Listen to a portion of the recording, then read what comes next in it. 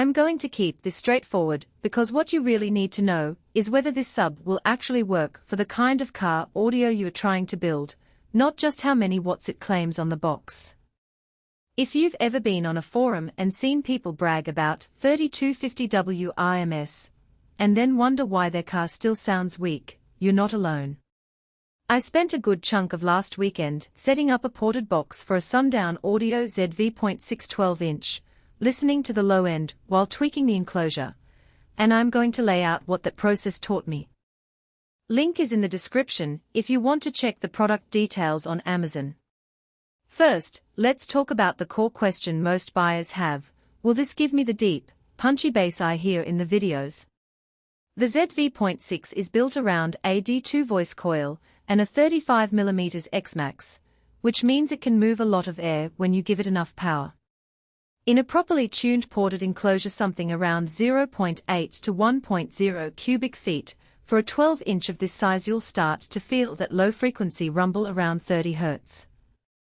In my own test car, a mid-size sedan with a fairly stiff chassis, the sub was able to make the seat cushions vibrate without needing a separate amplifier that's off the charts. That's the practical strength.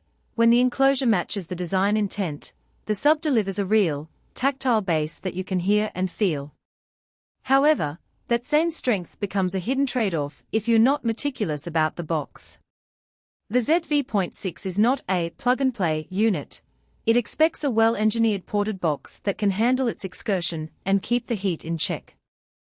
I tried a quick DIY box made from inch MDF with a simple vent, and after a few minutes of heavy bass, the cone started to look like it was fighting. The enclosure distortion crept in, and the temperature of the motor housing rose noticeably.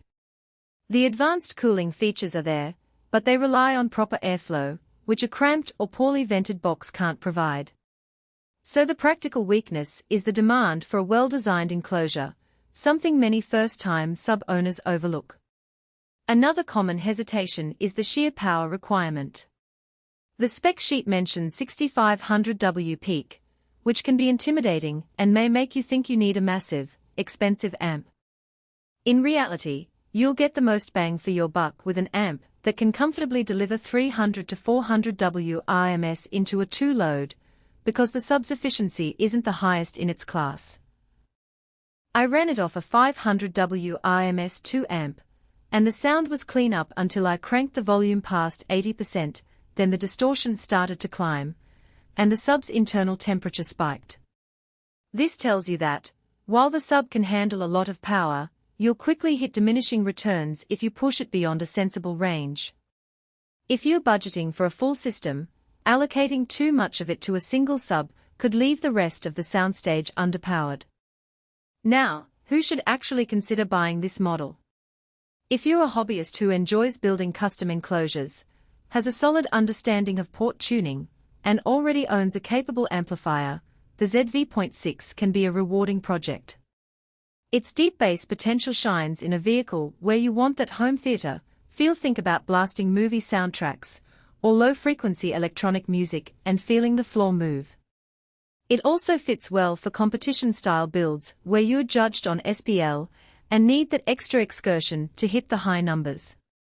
On the flip side, if you're looking for a plug-and-play upgrade for a daily driver, or you're new to the subwoofer world and don't want to spend extra time on box design, you might want to skip this one.